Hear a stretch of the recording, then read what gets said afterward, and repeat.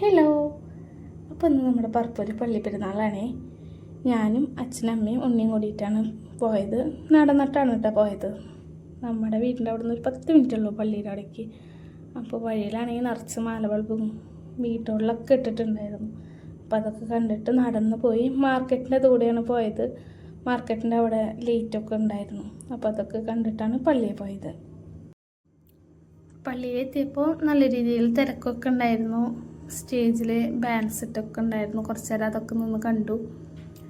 പറപ്പൂര് ഒരുവിധം എല്ലാവരും ആഘോഷിക്കുന്നതാണ് കേട്ടോ പെരുന്നാൾ. ഞങ്ങൾ എല്ലാ വർഷവും പെരുന്നാൾ കാണാൻ പോവാറുണ്ട്. അങ്ങനെ വഴിപാടൊക്കെ ഇട്ടു, നേർച്ചയൊക്കെ കിട്ടി. കുറച്ച് നേരം ലൈറ്റും കാര്യങ്ങളൊക്കെ കണ്ടു.